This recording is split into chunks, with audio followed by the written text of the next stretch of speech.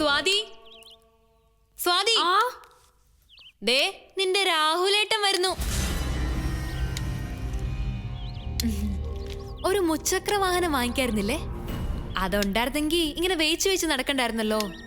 മുച്ചക്ര വാഹനം വേണ്ടി വരും, എനിക്കല്ല, വേറെ ചിലർക്ക്. അതാരാണോവോ ഈ വേറെ ചിലര്? അയാളില്ലേ, നീല്? എന്താ എന്താ വിശേഷം? എനിക്കൊറ്റ കാര്യം മാത്രം അറിഞ്ഞാ മതി. എന്തിനാ ഇവളെ എവിടെ ഇങ്ങനെ ദ്രോഹിക്കുന്നത്? അത് നീലിന്റെ മാത്രം തീരുമാനമാണോ അതോ എല്ലാവർക്കും ഇതിൽ പങ്കുണ്ടോ? മനസ്സിലായില്ല. ഇവക്ക് ചോദിക്കാനും പറയാനും ആരും ഇല്ലാന്ന് വിചാരിക്കരുത്. ഇനി വേറെ ആരില്ലെങ്കിലും ഞാനുണ്ടാവും. ഇങ്ങനെയൊക്കെ പറയാൻ ഇപ്പൊ എന്താ ഉണ്ടായത്? ഈ കൈ എങ്ങനെ മുറിഞ്ഞത്?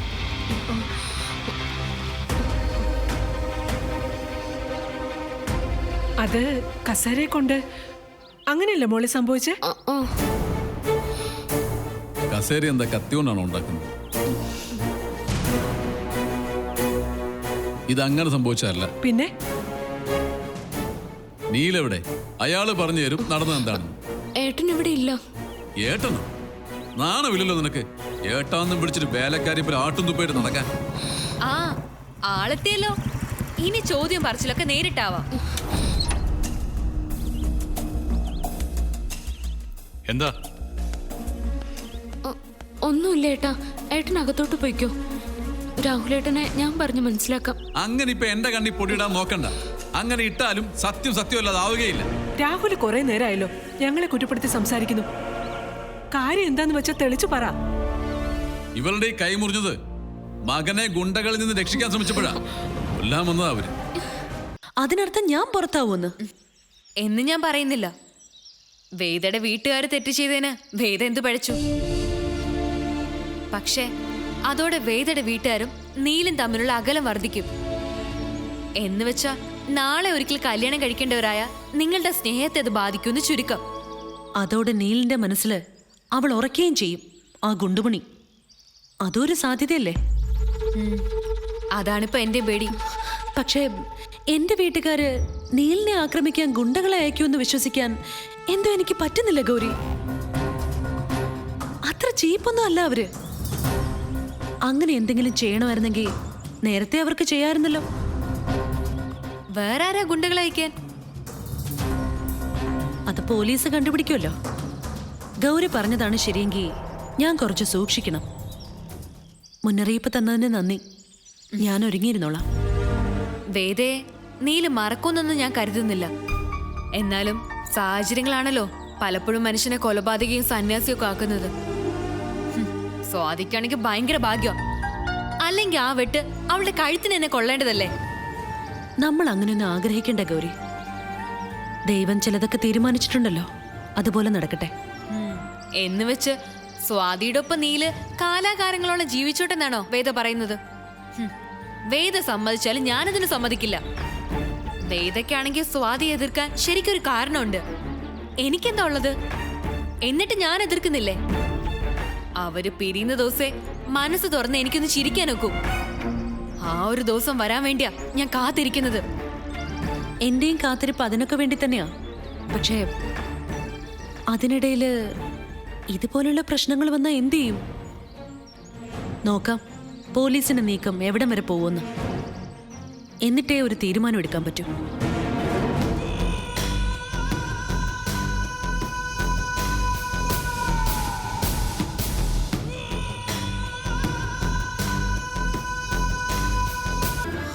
അതെനിക്ക് സഹിക്കാൻ പറ്റില്ല. ഗണേശൻ ചെയ്തത് ശരിയാണെന്ന് നിനക്ക് തോന്നുന്നുണ്ടോ? എന്ന് ഞാൻ പറഞ്ഞോ? അവര് ചെയ്തത് തെറ്റ് തന്നെയാ. ഒരിക്കലും ചെയ്യാൻ പാടില്ലാത്ത കാര്യം. പക്ഷേ നീൽ എത്രത്തോളം നീലിന്റെ അച്ഛനെ സ്നേഹിക്കുന്നുണ്ടോ അത്രത്തോളം ഞാനും എന്റെ വീട്ടുകാരെ സ്നേഹിക്കുന്നുണ്ട്. എനിക്ക് വേണ്ടിയാ അവരഴിക്കുള്ളിലാവാൻ പോകുന്നത്. അങ്ങനെ സംഭവിച്ച പിന്നെ ഒരിക്കലും എനിക്ക് അവരുടെ മുഖത്ത് നോക്കാൻ പറ്റില്ല. നമുക്ക് എന്ത് ചെയ്യാൻ പറ്റും? പോലീസ് കേസെടുത്തു കഴിഞ്ഞു. ഞാൻ വക്കീലിനെ കൊണ്ട് അന്വേഷിപ്പിച്ചിരുന്നു. ഇപ്പോഴും സമയം വൈകിട്ടില്ല. പരാതി കൊടുത്തയാള് അത് പിൻവലിച്ച പ്രശ്നം തീരും. പരാതി കൊടുത്തിരിക്കുന്നത് ഞാനല്ല, സ്വാതിയാ. അത് അവള് പിൻവലിക്കണം. അത് സാധിക്കുമെന്ന് തോന്നുന്നില്ല. അച്ഛനല്ല ഏർപ്പാട് ചെയ്തത്. നീല് പറഞ്ഞ അവൾ അനുസരിക്കില്ലേ? അതനുസരിക്കും. എന്നാ പിന്നെ അനുസരിപ്പിക്കണം.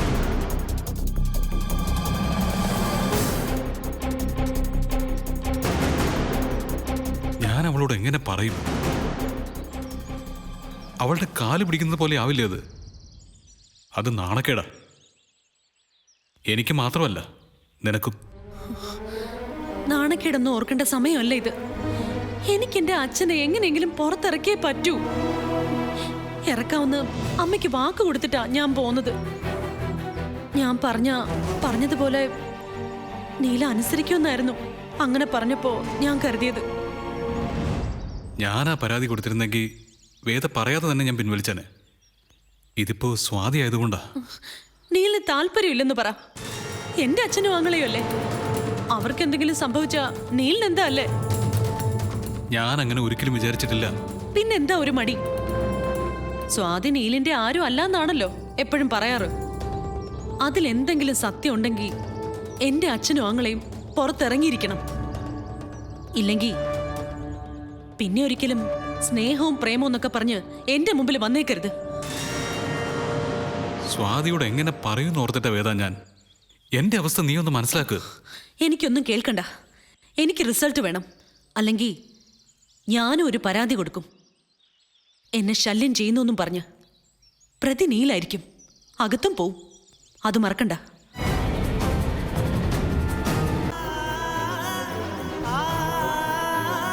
ഒന്ന് വന്നിരിക്കും.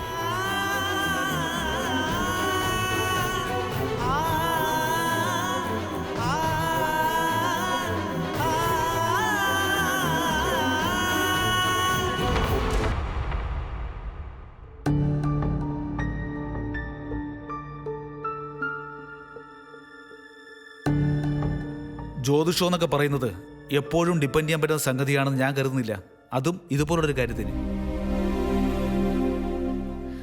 അങ്ങനെയല്ല, നാരായൺജി പറഞ്ഞതാ. നിങ്ങളുടെ ഏട്ടൻ സ്ഥിരമായിട്ട് പോകുന്നത് അദ്ദേഹത്തിന്റെ അടുത്ത് തന്നെ അല്ലേ? ഇത് നടക്കും. നടക്കുവോ നടക്കില്ലയോ അതല്ല ഇപ്പൊ നമ്മുടെ വിഷയം. നീലിന്റെ ആറ്റിറ്റ്യൂഡാ. ഒരു കൊല്ലത്തിനുള്ളിൽ മരിച്ചു പോകുമെന്ന് കരുതിയിട്ടാ അവൻ സ്വാതി വിവാഹം കഴിച്ചത്. അതൊരിക്കലും അംഗീകരിച്ചു കൊടുക്കാൻ പറ്റില്ല. ചതിയല്ലേ അവൻ സ്വാതിയോട് ചെയ്തത്? എന്താ സംശയം?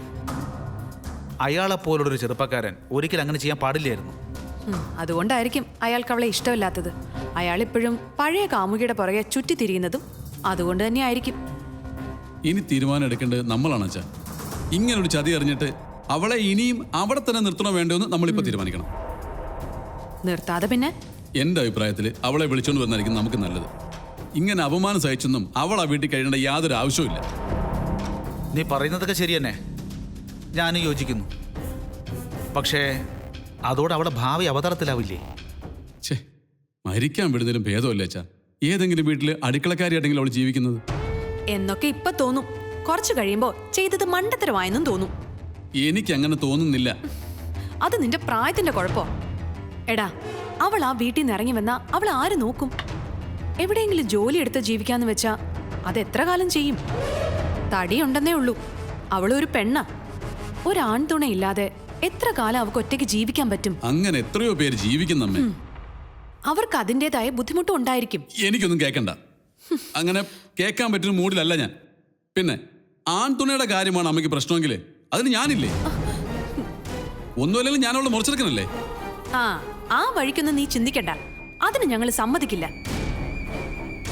എനിക്ക് ആരുടെയും സമ്മതം വേണ്ട. രാഹുലേ, നിർത്ത്. അതല്ലല്ലോ ഇവിടുത്തെ വിഷയം. സ്വാതിയെ ആ വീട്ടിൽ നിർത്തണോ വേണ്ടെന്നല്ലേ? അതെ. നിനക്ക് എന്താണോ ശരി തോന്നുന്നത് അത് ചെയ്യും. പക്ഷെ ഒരു കാര്യം, അതിനെ തുടർന്നുണ്ടാകുന്ന സകല പ്രശ്നങ്ങൾക്കും നീ മാത്രമായിരിക്കും ഉത്തരവാദി. നിങ്ങൾക്കൊക്കെ എങ്ങനെ ഇങ്ങനെ സംസാരിക്കാൻ തോന്നുന്നു? ഒന്നുമല്ലെങ്കിലും ഒരുപാട് കാലം ഈ വീട്ടിൽ പണിയെടുത്തല്ലേ അവള്.